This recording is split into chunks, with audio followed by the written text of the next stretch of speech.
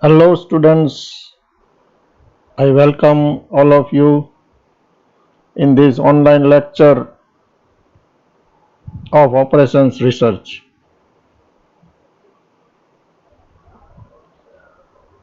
In offline classes, we have already seen most of the topics of unit number 4 and we have completed unit number 2 and unit number 3.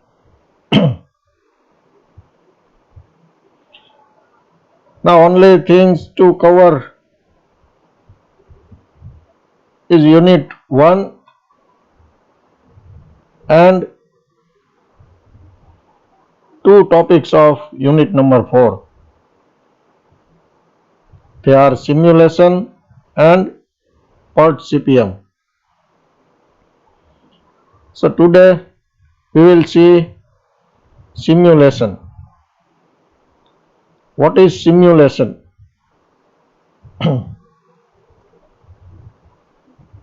Simulation is nothing but it is a technique which helps in taking decisions when decision depends on the past data, previous experiences. So you are given some data which is based on previous experience, and depending on this data you have to take decision. So you have to apply this technique of simulation and you can take decision. For example, if you have a shop of ice cream cups, then depending on previous data, previous experience, you can take decision of how many cups you have to keep in stock daily. So for making a stock, you are depending on previous experience, and by applying simulation technique you can take decision for next 10 days, next 15 days. So this type of problems are called inventory problems. So we will see some examples and we try to understand how to solve this type of simulation problems. So first let us see inventory problems. There are many type of problems in simulation. Queuing problems. Suppose you are going to a clinic of a doctor, clinic of a dentist for treatment of your teeth. Then which type of treatment you need, depending on that some time doctor will take to serve you. In this case, when we are going to clinic of some dentist, then we have to wait for some time. So that is and doctor is giving you appointment time. Then also when you go to clinic at exact time, then also you have to wait for some time. Why this is happening? Because previous patient is already in the clinic and he is with doctor, so you have to wait. So this waiting time, you can calculate average waiting time using this simulation technique, and that type of problem known as queuing problem. Queuing problem. So there are various problems in simulation. Let us first see inventory problems. So this is to illustration, a shop keeps a stock of self-made ice cream cups in a fridge. Previous experience indicates the daily demand as shown below. So this is given daily demand in number of cups and its probability also given. So probability for demand is 0, that is 0.01, because you know that no customer will come on some particular day. That is very rare case. So its probability is 0.01. And demand for 15 cups, probability for demand of 15 cups is 0.15. 25 cups is 0.25. 30 cups is 0.45, like that. And you can see 50 cup is also some very less probability, 0.01, because as you go number of cups higher and high, then probability is decreasing. So data should be given to you so that the total of probability should be 1. So you add all these probabilities, then you will get 1.00. It is must. Now use the sequence of random numbers. This random in problems of simulation, random numbers are also compulsory.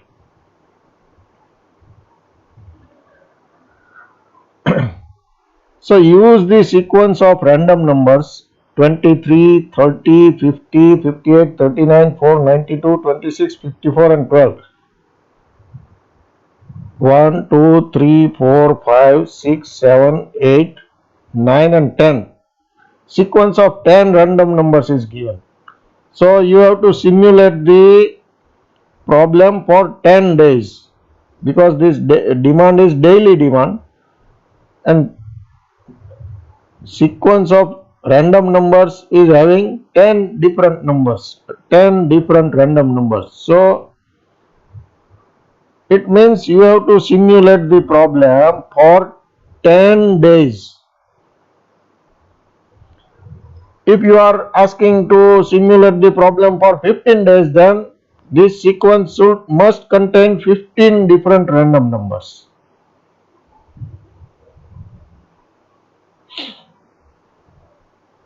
So this is the sequence, and simulate the demand of ice cream cups for the next 10 days. Also estimate the daily average demand. So when you estimate the daily ice cream cups, demand of ice cream cups for 10 days, then after that you have to find out daily average demand. So add all this demand and divide by 10.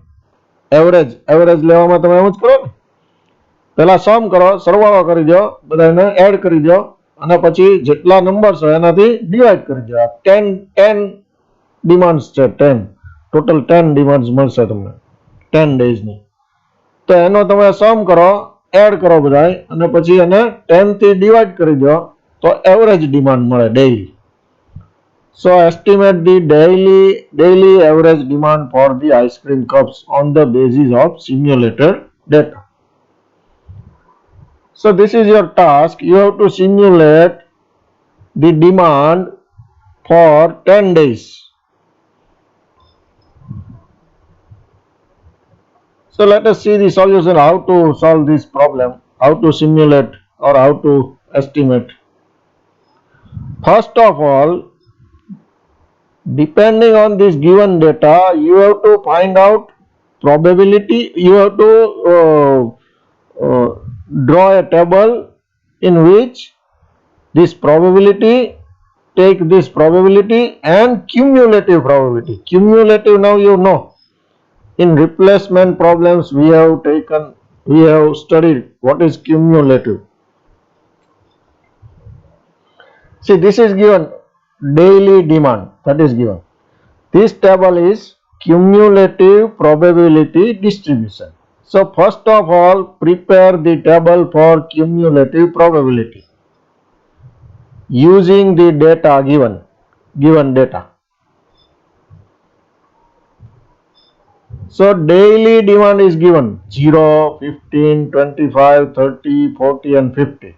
And probability is also, corresponding probability is also given 0.01 for 0, 0.15 for 15, 0.25 for 25, 0.45 for 30, like that. Now prepare this third column and fourth column. In third column, take cumulative probability. What is cumulative probability? In the first row, this 0.01 itself, 0.01, and then now add 0.01 to 0.15, you will get 0.16. Add 0.16 to next probability 0.25, that is 0.41, you will get 0.41. Add this 0.41 to this one, next probability 0.45, you will get 0.86. Add this 0.86 to 0.13, so you will get 0.99. Add this 0.99 to the next probability 0.01, you will get 1.00. So in the last row you should get 1.00, then only your cumulative probability is correct.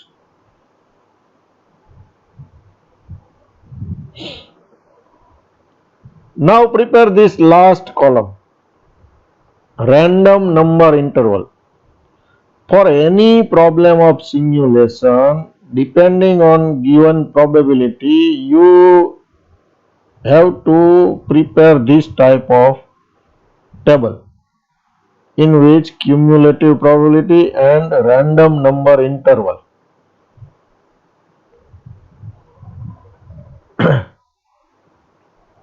So now you get cumulative probability. Now in last column, random number interval, start from 0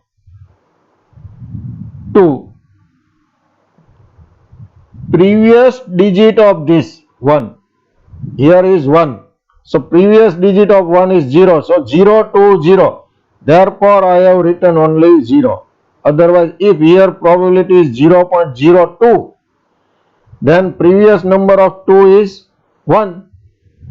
So 0 to 1. તો અહીંયા કેવું હોત 0-1. ક્યારેક અહીંયા જો 0.02 હોત કે 0.03 હોત, સપોઝ 3 હોય તો 3 નો પ્રીવિયસ ડિજિટ 2 થાય, એટલે અહીંયા 0 to 2 થશે.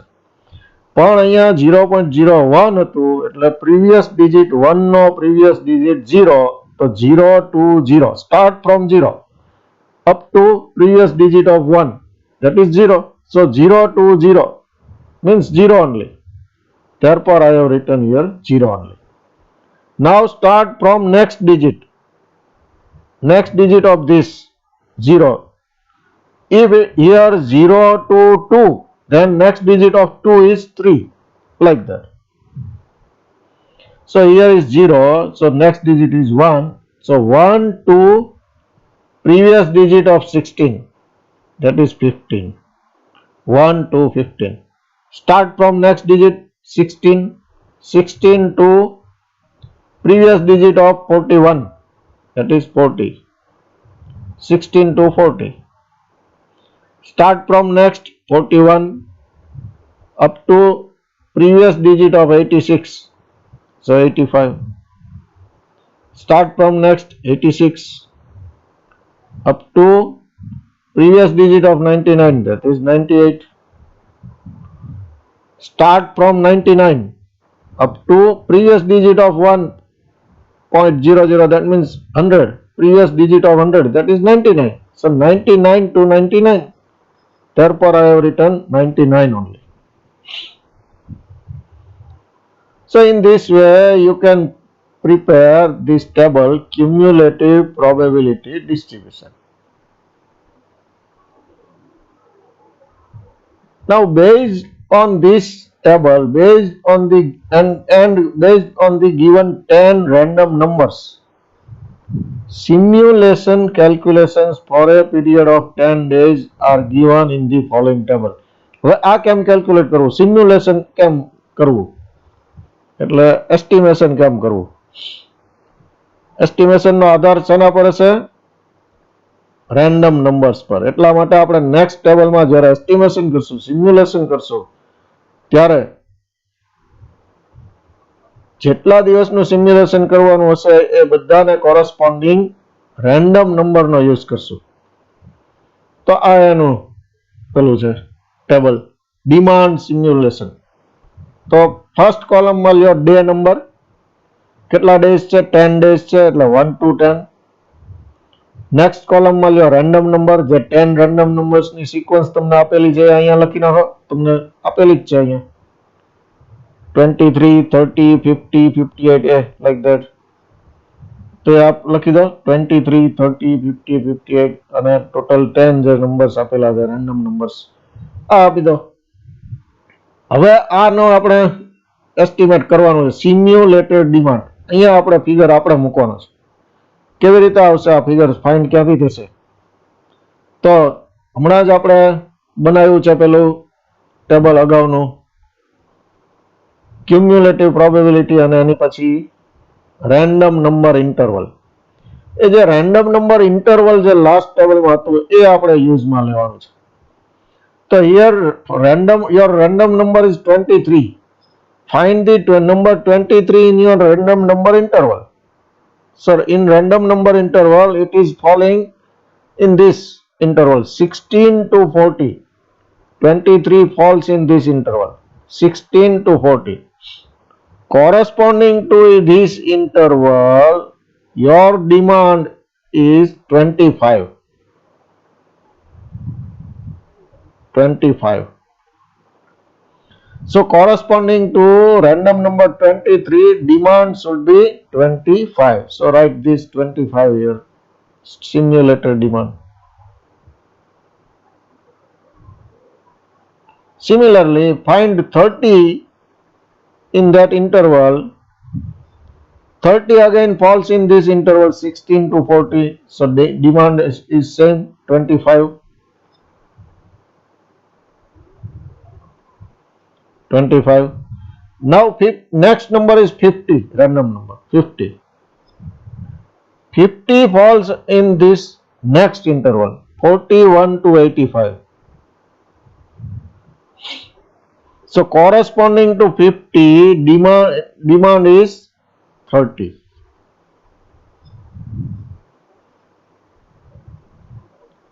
In this way you can find out simulated demand for all these 10 days. Now to estimate average demand, first task is over. We have simulated the demand for 10 days. So these are the simulated demands for 10 days. Now to estimate daily average, we have to add all this demand. So we have to take total of this demand, that is 260.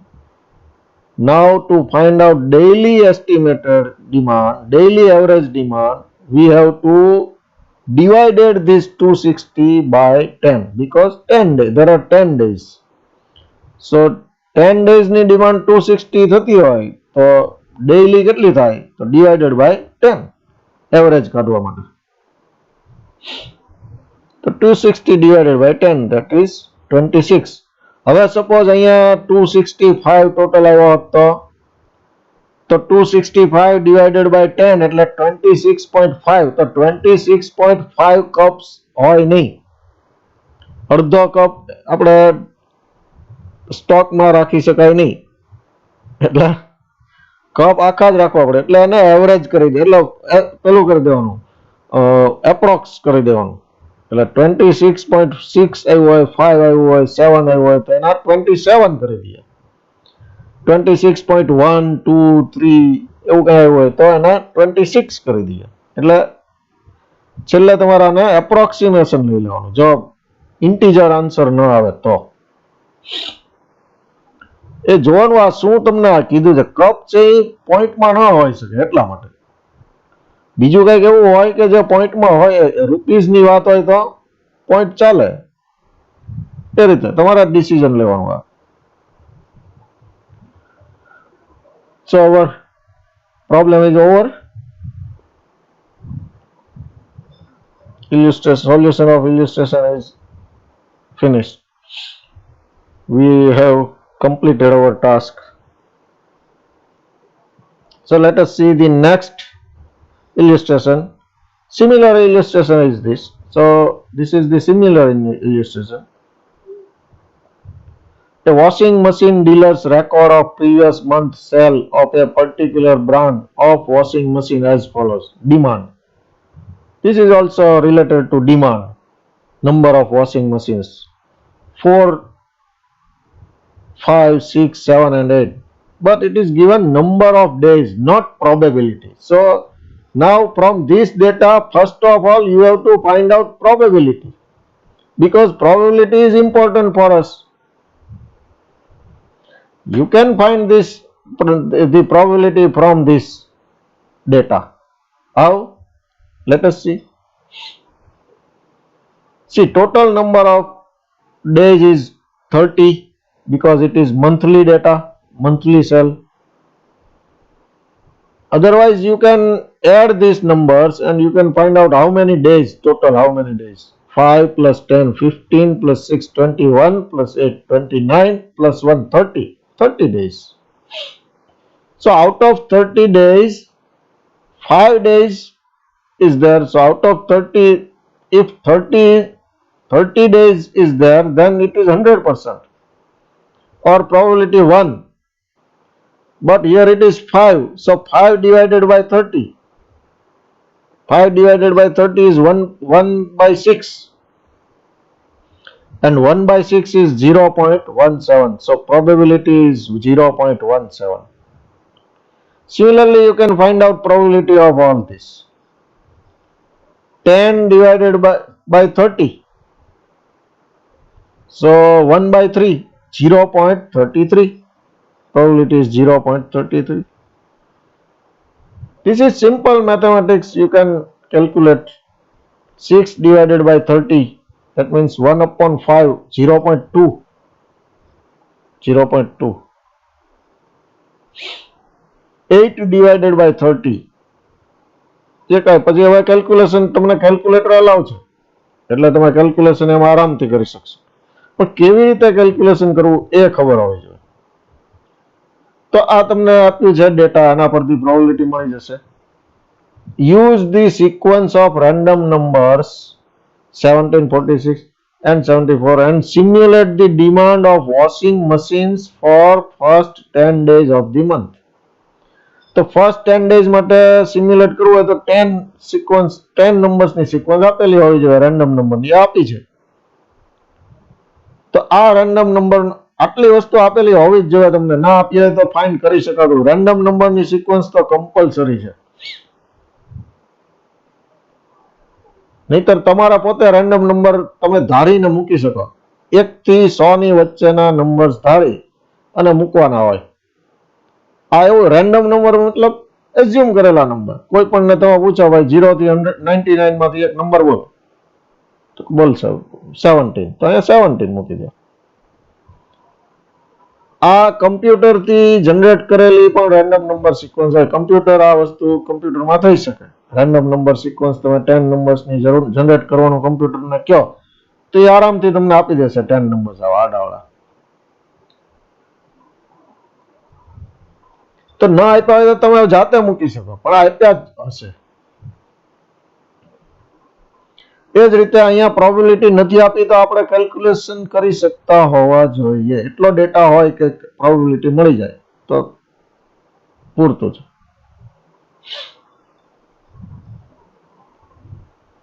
તો solution, find the probability distribution of demand. Right. તો આ probability મેં તમને અગાઉ સમજાવ્યું એમ તમે find કરી. For washing machine, number of washing machine 4 ની ડિમાન્ડ હોય એની પ્રોબેબિલિટી છે 0.17, 5 ની 0.33. હવે આ તમે ફાઇન્ડ કરેલી પ્રોબેબિલિટી છે એટલે ક્યાંક તમે પોઈન્ટ પછી 2 ડિજિટ મૂકવામાં એપ્રોક્સ લેવામાં કંઈક ભૂલ નથી કરી શક્યા કરીને એ જોવા માટે થઈને આનો સમ કરવો પડશે તમારે 100 થવો જોઈએ એટલે 1.00 થવું જોઈએ ના થાય તો ક્યાંક મિસ્ટેક હશે અને કોઈ જગ્યાએ એપ્રોક્સ કરવામાં આપણે થોડી તાપ ખાધી હોય તો 99 સમ થાય એવું નહીં ચાલે આનો સમ છે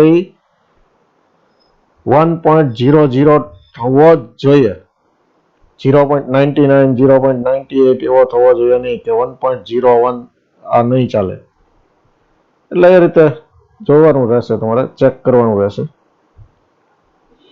તો આ પ્રોબેબિલિટી ફાઇન્ડ કરી શક્યા આપણે હવે પછી ક્યુમ્યુલેટિવ પ્રોબેબિલિટી અને રેન્ડમ નંબર ઇન્ટરવલ તો daily demand probability, cumulative probability and random number interval. Daily demand is 4, 5, 6, 7 and 8. Corresponding probability is this.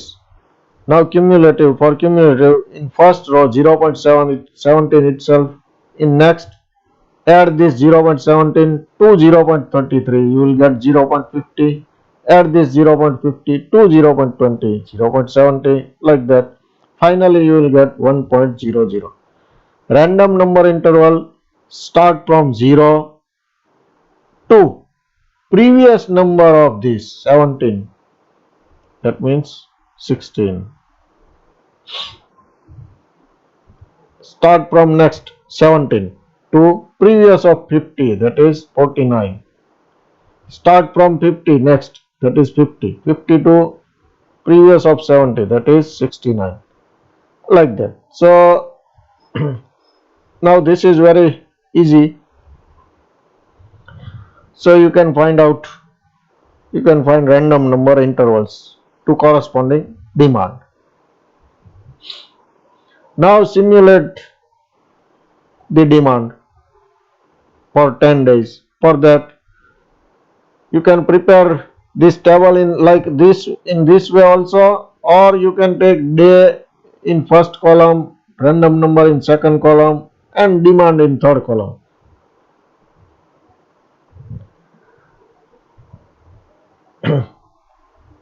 days, this is for 10 days, so write day number 1, 2, 3 up to 10.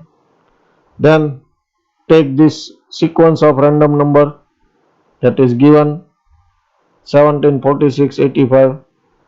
Now simulated demand. For simulated demand, use the demand probability, cumulative probability distribution.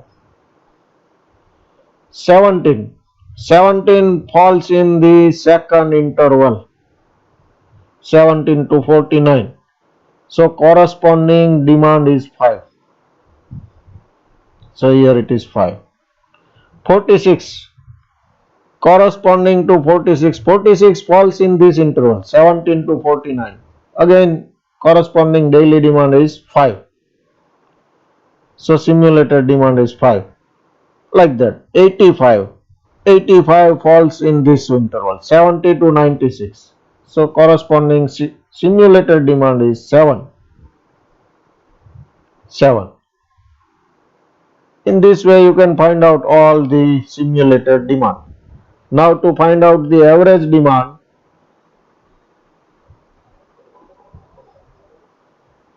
take sum of all this and divide by 10. But here it is not asking that, they have not asked to find out average demand.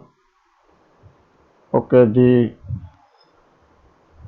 question is simulate the demand of washing machines for first 10 days of the month. They have not asked to find out average demand, so we have not calculated average demand.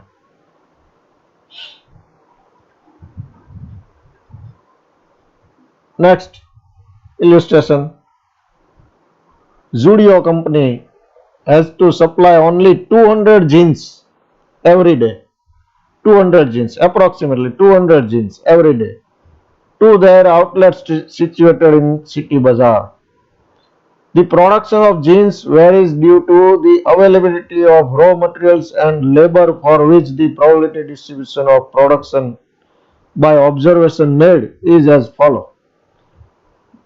એનો target 200 jeans daily production નો છે, પણ possible છે ને કે ભાઈ કંઈક problem હોય, material થોડું ખૂટે, વધી જાય, આમ છે તેમ છે, લેબર, તો થોડા આસપાસના જીન્સ નું પ્રોડક્શન થાય, 200 ની આસપાસનું થાય, 196, 197, 200, 200, 204 આ રીતે થઈ શકે.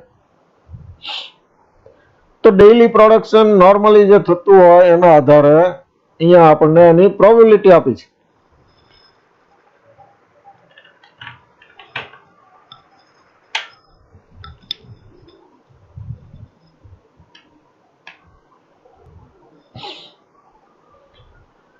વન 96 ની પ્રોબેબિલિટી 0.05 છે, 197 ની 0.09 છે, 198 ની 0.12, આ રીતે 199, 200 ની 0.20 છે, 204 ની 0.03 છે.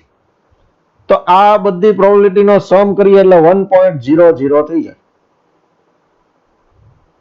હવે using the random number sequence simulate and find, જો સિમ્યુલેટ પણ કરવાનું છે અને પછી એવરેજ પણ ફાઇન્ડ કરવાનું છે. Find the average number of jeans produce, કોની એવરેજ ફાઇન્ડ કરવાની છે એ વાંચો બરાબર. Find the average number of genes produced more than the requirement and the average number of shortage of genes supplied to the outlet. એટલે કઈ કઈ average find કરવાની છે? એક તો 200 ની જરૂર છે, એની કરતા વધારે કેટલા દેવાયા એવરેજ, એની એવરેજ, અને શોર્ટફોલ કેટલો થયો એની એવરેજ. તો આપણે માત્ર સિમ્યુલેટ નહીં કરીએ પેલું પ્રોડક્શન ની, અહીંયા ડિમાન્ડ નથી, પ્રોડક્શન છે. પ્રોડક્શન નું સિમ્યુલેશન તો કરશું જ, પણ સાથે સાથે એ જોતા જઈશું કે એ જે કઈ આવ્યો આન્સર, માનો કે સિમ્યુલેટેડ પ્રોડક્ટ આવી 202, તો રિક્વાયરમેન્ટ 200 ની હતી, 200 ની, એના કરતા વધારે પ્રોડક્શન થયું, એટલે વધારે આપણે સપ્લાય કર્યા, તો એક્સેસ સપ્લાય થયો અહીંયા 2 નું. એવી રીતે આ કોઈ ફિગર આવે લેસ ધેન 200 તો શોર્ટેજ થયો, શોર્ટફોલ થયો. તો આ ફિગર કાઢતા જશું સાથે સાથે, એક્સેસ અથવા તો શોર્ટફોલ, અને પછી એની એવરેજ ફાઇન્ડ કરશું. તો આમાં એટલો ઉમેરો થાય છે, બીજું કઈ છે નહીં એક્સ્ટ્રા. બાકીનું તો બધું સમજાયેલા જ છો તમે. તો ડેઈલી પ્રોડક્શન જે કઈ આપેલું છે એની પ્રોબેબિલિટી આપી છે, ક્યુમ્યુલેટિવ પ્રોબેબિલિટી, એને કોરસ્પોન્ડિંગ આપણે રેન્ડમ નંબર ઇન્ટરવલ ફાઇન્ડ કરી શકીએ. આટલું તમે કરી શકશો. હવે જે 15 ડેઝ આપેલા છે, ડેઝ લખી દીધા આપણે 1 to 15, રેન્ડમ નંબર એના જે કોરસ્પોન્ડિંગ આપ્યા છે એ મૂકી દીધા. હવે પ્રોડક્શન પર ડે તમે ઓલા ઇન્ટરવલ માંથી ફાઇન્ડ કરી શકશો. 81 નો કોરસ્પોન્ડિંગ, 81 એટલે અહીંયા આવશે 201 નું પ્રોડક્શન હશે તે દિવસે, તો 201 નું, 88 તો 202, આ પણ તમે ત્યાંથી ફાઇન્ડ કરી શકશો આરામથી. તો 201 આવ્યું એટલે આપણે એક મેં વાત કરી હતી એમ કે એક્સેસ છે કે શોર્ટફોલ છે આપણે જોતા રહેશું. તો 201 છે તો આ બે કોલમ લખી નાખીએ આપણે, number of jeans over produce અને નંબર ઓફ જીન્સ શોર્ટેજ. તો અહીંયા ઓવર પ્રોડ્યુસ છે, 200 કરતા 1 વધારે છે એટલે 1 આમાં આવશે. 202 છે તો 2 આવશે, 1 છે તો 1 આવશે. 199 છે તો શોર્ટફોલ છે, કેટલાનું શોર્ટફોલ છે? 1 નું. 200 છે તો નથી ઓવર પ્રોડ્યુસ, નથી શોર્ટફોલ. 200 છે તો એક્ઝેક્ટ છે, ક્યાંય નહીં આવે ફિગર. 198 છે તો અહીંયા 2 નો શોર્ટફોલ આવશે. આ રીતે આ ફિગર મળી ગયા તમને. તો ટોટલ 8 આ ઓવર પ્રોડ્યુસ નો ટોટલ થાય છે 8, શોર્ટેજ નો ટોટલ થાય છે 9. તો 8 ડિવાઇડેડ બાય 10, 15 કરશો, કારણ કે ટોટલ 15 ડેઝ છે, 15 ટ્રાયલ્સ છે, એ તમારી એવરેજ થશે ઓવર પ્રોડ્યુસ ની. 9 ડિવાઇડેડ બાય 15 કરશો એ તમારી એવરેજ થશે શોર્ટેજ ની. So the average number of genes produced more than requirement is equal to 8 divided by 15. That is 0.53 per day. આ એવરેજ માં 0.53 આપણે રાખવું પડશે કારણ કે આ પ્રોડક્શન ની વાત છે. The average number of shortage of genes supplied is 9 by 15, that is 0.6 per day.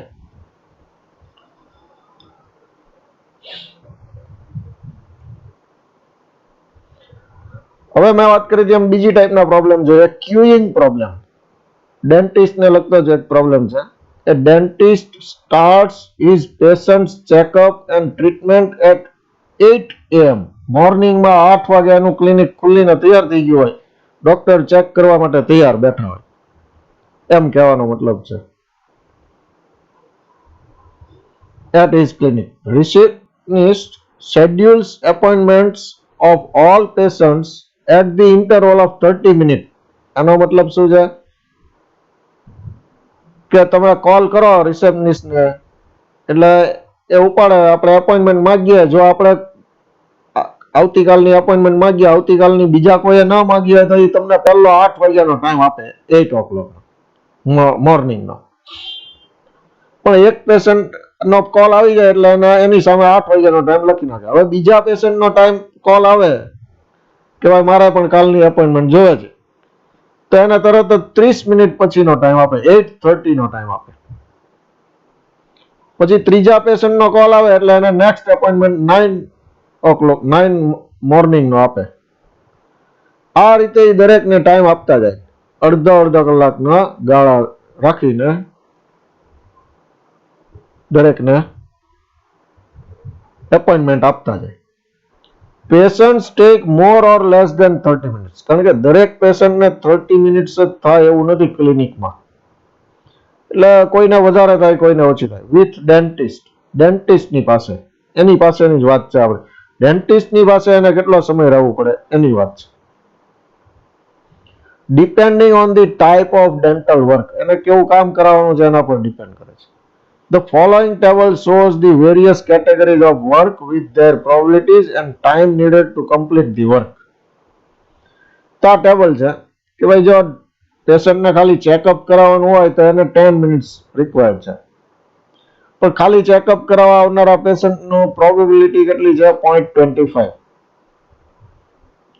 Probability means શું કે 100 પેશન્ટ આવતા હોય તો એમાંથી 25 પેશન્ટ એવા હોય કે જે ચેકઅપ માટે આવતા હોય, 100 પેશન્ટમાંથી 20 પેશન્ટ એવા હોય કે જે ક્લિનિંગ માટે આવતા હોય, તેને પ્રોબેબિલિટી કહેવાય.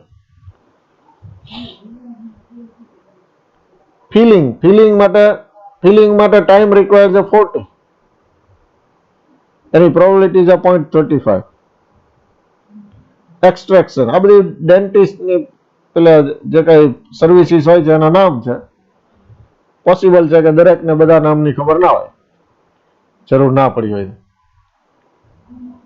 એક્સ્ટ્રેક્શન માટે 50 મિનિટ્સ રિક્વાયર્ડ છે ડેન્ટિસ્ટ પાસે, અને એની પ્રોબેબિલિટી, આ એક્સ્ટ્રેક્શન માટે આવતા પેશન્ટની પ્રોબેબિલિટી છે 0.10.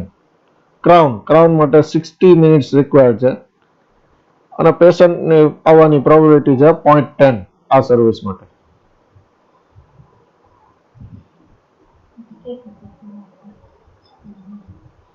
Use the random number sequence, આપણને રેન્ડમ નંબર સિક્વન્સ લગભગ 10 આપેલી લાગે છે, 10 numbers, and simulate the dentist clinic for 5 hours.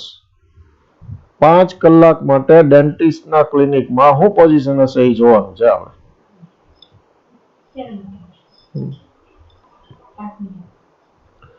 Also determine the average waiting time for the patients and idleness of the doctor. પેશન્ટને કેટલું weight કરવું પડે છે તે, અને ડોક્ટર કેટલો સમય નવરા બેઠા રહે છે તે, એ બંનેનું એવરેજ આપણે કાઢવાની છે. ધ્યાન રહે, 8 વાગે ક્લિનિક સ્ટાર્ટ થાય છે, દરેકને હાફ એન અવરનો ગેપ રાખીને એપોઇન્ટમેન્ટ આપવામાં આવી છે, અને આ રેન્ડમ નંબર જે છે એ સર્વિસ માટેના રેન્ડમ નંબર છે. એટલે પેશન્ટ જે આવશે, પહેલો પેશન્ટ આવશે તો એ 42 ને કોરસ્પોન્ડિંગ જે કઈ સર્વિસ હશે તે એને સર્વિસની રિક્વાયરમેન્ટ હશે. એ સર્વિસ મળી જાય એટલે એના આધારે તમને એનો ટાઈમ મળે, કેટલો ટાઈમ એ લેશે એના આધારે તમે એની એ ટાઈમ મળી જશે, એટલે એ કેટલો ટાઈમ લેશે એ ખબર પડી જાય. બીજો પેશન્ટ ક્યારે આવવાનો છે એ તો ખબર જ છે. 5 કલાકનું કીધું છે એટલે 10 પેશન્ટ આવવાના છે. 10 પેશન્ટને ટાઈમ આપેલો છે આપણે. તો હવે જોઈ લઈએ આપણે. સૌથી પહેલા તો આ જે પ્રોબેબિલિટી જે આપી છે એના ઉપરથી રેન્ડમ નંબર ઇન્ટરવલ ફાઇન્ડ કરવા માટેનું એક ટેબલ બનાવી દઈએ. તો category of service checkup, cleaning, filling, extraction અને crown. Service time required checkup માટે 10 મિનિટ, ક્લિનિંગ માટે 20 મિનિટ. આ બધું જે આપેલું છે એ લખ્યું છે. એની પ્રોબેબિલિટી પણ આપેલી છે, લખી છે. હવે ક્યુમ્યુલેટિવ પ્રોબેબિલિટી ફાઇન્ડ કરવાની, એ પણ આવડે છે આપણને. 0.25 ફર્સ્ટમાં, નેક્સ્ટમાં 20 એડ કરો એટલે 0.45, નેક્સ્ટમાં 35 એડ કરો એટલે 0.80, 0.90 અને 1.00. હવે રેન્ડમ નંબર ઇન્ટરવલ 0 થી સ્ટાર્ટ કરો. Previous number of 25 that is 24, 0 to 24. Next થી સ્ટાર્ટ કરો 25 થી. પ્રીવિયસ નંબર ઓફ 45 એટલે 44. બધા રેન્ડમ નંબર ઇન્ટરવલ પણ મળી ગયા. હવે સાચું કામ શરૂ થાય છે સિમ્યુલેશનનું. પેશન્ટ નંબર આપણે 1 થી 10 જે સિક્વન્સ આપી છે તે એટલા માટે 10 આપણે, અને 5 કલાકનું કરવાનું છે એટલે 10 પેશન્ટ થશે કુલ. હાફ એન અવરના આપ્યા છે ઇન્ટરવલ એટલે. તો 10 પેશન્ટના નામ નંબર આપી દીધા. એને આપણે જે ટાઈમ આપેલો છે એપોઇન્ટમેન્ટનો એ લખી દીધો. પહેલા પેશન્ટને 8 વાગ્યાનો, બીજાને 8:30નો, ત્રીજાને 9નો, 9:30નો, 10નો, આ રીતે એપોઇન્ટમેન્ટ આપેલી છે. દરેક પેશન્ટને કોરસ્પોન્ડિંગ રેન્ડમ નંબર આપણને આપેલો છે, એ સિક્વન્સ આપેલી જ છે, એ લખી છે આપણે. તો 42 જે છે પહેલો રેન્ડમ નંબર, એ કોનો કોરસ્પોન્ડિંગ છે એ તમે આ નંબર આ ટેબલમાં જોઈ શકશો. 42 એટલે સેકન્ડ ઇન્ટરવલ, 25 to 44. 42 એટલે એને ક્લિનિંગ કરાવવાનું હશે.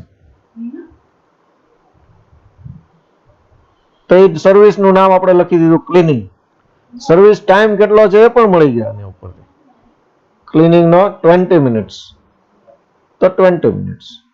આ રીતે 10 પેશન્ટ માટે એને શું કરાવવાનું છે એ સર્વિસ મળી ગઈ અને એને રિક્વાયર્ડ ટાઈમ મળી ગયો.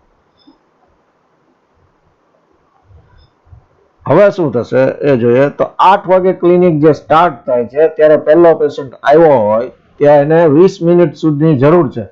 તો પોઝિશન શું થશે? 8 થી 20 મિનિટ સુધી ડેન્ટિસ્ટ પાસે રહેશે, કારણ કે પહેલો પેશન્ટ આવશે એ તો સીધો ડેન્ટિસ્ટ પાસે જશે અને એને 20 મિનિટ્સ રિક્વાયર્ડ છે એટલે 20 મિનિટ્સ ઓલા ડોક્ટર પાસે છે પણ ખરી, આપી દેશે એને એટલે કરી નાખશે એનું કામ. બીજો પેશન્ટ તો 8:30 આવશે એટલે ડોક્ટર ફ્રી રહેશે. આ વસ્તુ આપણે આખી સમજવાની છે અને આનું ટેબલ બનાવવાનું છે. તો એ અહીંયા છે ક્લોક ટાઈમ. હવે સાચો ટાઈમ અહીંયા લખીએ છીએ. 8 o'clock શું થશે? પોઝિશન શું હશે ક્લિનિકમાં? પહેલો પેશન્ટ આવી જશે, 1 અરાઈવ. ત્યારે એક પણ પેશન્ટ નહીં હોય આપણી પાસે ક્લિનિકમાં, એટલે જે આવ્યો એ ડોક્ટર તો રેડી જ છે એટલે સીધો ડોક્ટર પાસે જતો રહેશે. Patient number with dentist. Dentist પાસે કયો પેશન્ટ નંબર હશે તે, તો આ 1 આવ્યો એ 1 સીધો ત્યાં જશે.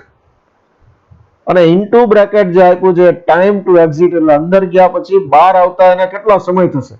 કારણ કે એને સર્વિસ જેટલી જરૂર છે 20 મિનિટની જરૂર છે એટલે 20 મિનિટ એને બહાર આવતા થશે ડોક્ટર પાસેથી. એ ટાઈમ અહીંયા લખ્યો છે. અને પછીનું જે પેલું છે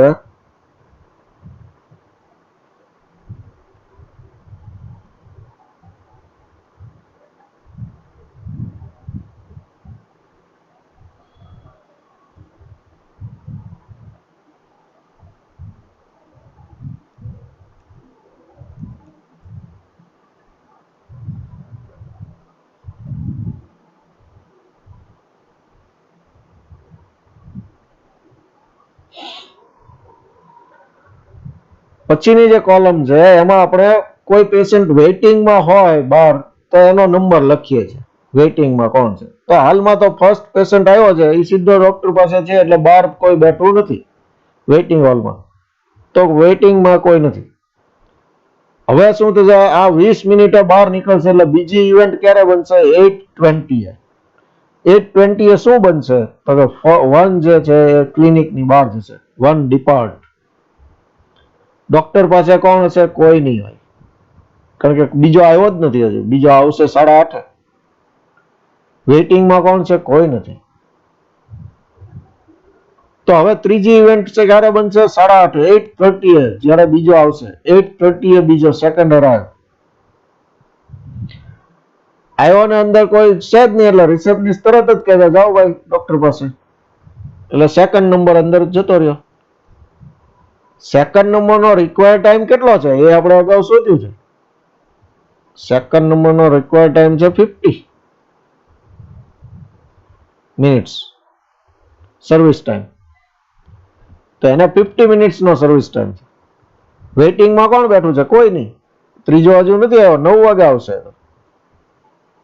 તો હવે થર્ડ ઇવેન્ટ બનશે 9 o'clock, કારણ કે હજુ આ 9 o'clock થર્ડ આવી જશે પણ હજી આ ભાઈ તો અંદર જ છે. એટલે પેશન્ટ ડોક્ટર પાસે હજી સેકન્ડ નંબરનો પેશન્ટ જ છે. 30 મિનિટ પસાર થઈ ગઈ છે એટલે એને હજુ ટાઈમ ટુ એક્ઝિટ 20 મિનિટ્સ બાકી છે. તો આ થર્ડ ને શું કરવું પડશે? વેઇટિંગમાં બેસવું પડશે. તો આ વેઇટિંગમાં બેઠો છે એટલે વેઇટિંગમાં થર્ડ 3 નંબરનો પેશન્ટ. હવે આ 20 મિનિટ પછી નીકળશે અંદરથી ડોક્ટર પાસેથી, એટલે 2 ડિપાર્ટ ક્યારે થશે? 9:20. 20 મિનિટ પછી 9:20 એટલે હવે 3 એન્ટર થઈ શકશે. તો ડેન્ટિસ્ટ પાસે 3 નંબરનો હશે. એનો રિક્વાયર્ડ ટાઈમ તો અગાઉ આપણે શોધ્યો છે એ લેવાનો છે 10. થર્ડ અંદર છે, ચોથો આવ્યો નથી. ચોથો આવ્યો નથી તો અંદર કોઈ એટલે વેઇટિંગમાં કોઈ નથી, એટલે વેઇટિંગમાં કોઈ નથી. 9:30 ચોથો આવશે તો ત્યારે જ તે 3 ડિપાર્ટ થશે, કારણ કે 9:30 10 મિનિટ થઈ ગઈ હશે એટલે 3 ડિપાર્ટ 4 અરાઈવ. 2 ઘટના બની. તો 4 સીધો અંદર જશે ડેન્ટિસ્ટ પાસે અને 20 મિનિટ્સની જરૂર છે. આફ્ટર 20 મિનિટ્સ એટલે 9:50 4 ડિપાર્ટ, કોઈ છે નહીં ડેન્ટિસ્ટ પાસે, કોઈ વેઇટિંગમાં પણ નથી. આ રીતે આખું અપ ટુ 5 કલાક કીધી છે એટલે 1 વાગ્યા સુધીનું તમારે 8 થી 1 વાગ્યા સુધીનું કરવાનું. હવે 1 વાગ્યા સુધીનું તમે કરશો એમાં છેલ્લો 1 વાગ્યા 40 મિનિટ 12:50 9 ડિપાર્ટ થાય છે અને 10 એન્ટર થાય છે. એને 40 મિનિટ લેશે એટલે હવે કોઈ નેક્સ્ટ કોઈ આવવાનું છે નહીં, એટલે આપણે આગળ કઈ લખતા નથી. આફ્ટર 40 મિનિટ્સ એટલે કે 1 વાગ્યા પછી 1:30 વાગે લગભગ ડોક્ટર ફ્રી થશે. તો હવે આના ઉપરથી તમે વેઇટિંગની એવરેજ ફાઇન્ડ કરી શકો. આ 3 ને કેટલું વેઇટ કરવું પડ્યું, 7 ને કેટલું વેઇટ કરવું પડ્યું, 9 ને કેટલું વેઇટ કરવું પડ્યું, 10 ને કેટલું વેઇટ કરવું પડ્યું એ શોધી કાઢીએ એટલે વેઇટિંગ ટાઈમ મળી જશે અને પછી એની એવરેજ મળી જશે. એ રીતે આઇડલ ટાઈમ તો કે ડોક્ટરને કેટલી વખત ફ્રી બેસવું પડ્યું. 8:20 ફ્રી પડ્યા ગયા, પછી 8:30 નવો આવ્યો, 8:20 to 8:30 ડોક્ટર ફ્રી છે. અહીંયા 9:30 to 9:50 ડોક્ટર ફ્રી છે. Sorry 9:50 to 10. 9:50 એ ફ્રી થયા અને 10 o'clock નવો પેશન્ટ આવ્યો એટલે 10 મિનિટ બીજી ફ્રી રહ્યા. એવી રીતે અહીંયા 10:20 ફ્રી થઈ ગયા, નેક્સ્ટ પેશન્ટ 10:30 આવ્યો, એવી રીતે અહીંયા ફ્રી બેઠા. આ ડોક્ટરનો ફ્રી ટાઈમ કાઢશું ને આના પરથી વેઇટિંગ ટાઈમ પેશન્ટનો કાઢશું. આ 3 નંબરનો પેશન્ટ જે છે એ 9 o'clock આવ્યો છે, એનો ટર્ન ક્યારે આવ્યો? ડેન્ટિસ્ટ પાસે ક્યારે ગયા? 9:20. તો 9 to 9:20 ફ્રી બેઠા, વેઇટિંગમાં બેઠા. એવી રીતે 7 નંબરના પેશન્ટને કેટલું વેઇટ કરવું પડ્યું, 9 ને કેટલું વેઇટ કરવું પડ્યું, 10 ને કેટલું વેઇટ કરવું પડ્યું, એ બધું કાઢી શકાશે આના પર. તો આ જ લીધું છે. આવું નવું ટેબલ બનાવવાનું. Dentist ideal time 8:20 to 8:30 10 minutes, 9:50 to 10 10 minutes, 10:20 to 10, 11:20 to 11:30, 10 minutes. Total 40 minutes. Total ideal time for a patient is, for a dentist is 40 minutes. A patient no waiting time.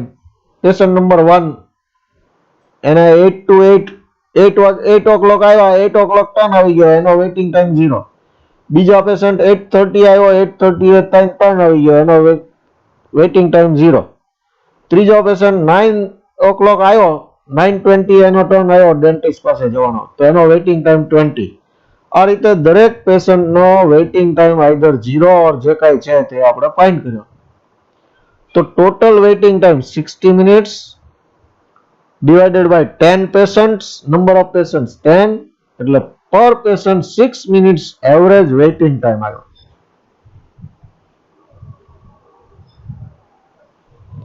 તો આ રીતે ક્યુઇંગ પ્રોબ્લેમ નો simulation છે. અને next છે investment problem. તો એ પણ બહુ easy છે, તમે જોઈ શકશો. અહીંયા મારા ખાલી તમને મેં મટીરિયલમાં આપેલું જ છે. મારે ખાલી એટલું કહેવાનું છે, R equal to PD. P what is P? P for profit છે અહીંયા, અને ડી ફોર ડિમાન્ડ છે. ડી ફોર ડિમાન્ડ છે અને આઈ ફોર ઇન્વેસ્ટમેન્ટ છે. એટલે આ ફોર્મ્યુલા ખ્યાલ આવી જાય તમને. Profit into demand, profit per unit multiply by demand divided by investment, એટલે તમને મળશે રિટર્ન. એટલે આ ફોર્મ્યુલા એટલા માટે કીધી કે પછી તમને ઓટોમેટિક સમજાઈ જાય. બાકીનું એ જ છે, રેન્ડમ નંબર ઇન્ટરવલ ફાઇન્ડ કરવાના અને આને કોરસ્પોન્ડિંગ પેલા ફિગર ફાઇન્ડ કરવા બધાના, એટલે તમને મળી જશે. ડિમાન્ડ મળશે, પ્રોફિટ મળશે અને ઇન્વેસ્ટમેન્ટ મળશે. તો demand multiply by profit divided by investment કરશો એટલે તમને મળશે 0.08. હવે રિટર્નમાં પર્સન્ટેજ લખવા હોય તો 0.08 એટલે કેટલા પર્સન્ટેજ? 8%. એના માટે શું કરવાનું? Multiply by 100. જે કાંઈ આન્સર આવે એને મલ્ટીપ્લાય બાય 100 કરશો એટલે પર્સન્ટેજમાં આન્સર આવશે. તો એ અહીંયા પર્સન્ટેજમાં લખ્યું છે. અને પછી મેક્સિમમ જ્યાં રિટર્ન મળતું હોય 26.67 છે, એ મેક્સિમમ છે, હાઈએસ્ટ રિટર્ન છે. એટલે આનો મતલબ એવો થયો તમારે 50,000 યુનિટ માં ઇન્વેસ્ટમેન્ટ તમારે કરવું જોઈએ, આટલા રૂપિયાનું. Highest likely return is 26.67%, which corresponds to the annual demand of 50,000 units, yielding a profit of ₹8 per unit. એટલે પર યુનિટ 8 રૂપિયાનું પ્રોફિટ યરલી કોઈ આપતું હોય એવામાં 50,000 નું ઇન્વેસ્ટમેન્ટ, 50,000 યુનિટ લેવા પડે અને એમાં તમે આટલું રોકાણ કરી શકો 15 લાખ. એટલે એવા યુનિટ ફાઇન્ડ કરવા પડે કે 50,000 યુનિટ 15 લાખમાં આવે અને 8% રિટર્ન આપતા હોય તો તમને હાઈએસ્ટ રિટર્ન મળી શકે. આ ઇન્વેસ્ટમેન્ટને લગતું સિમ્યુલેશન છે. તો આ તમે સ્ટડી કરવાનો તમારે જાતે, મેં તમને પ્રોવાઈડ કરેલો જ છે મટીરિયલમાં. Thank you very much. Stay safe, stay home, use mask, wear a mask when you are outside. Wash your hand regularly with soap. Thank you.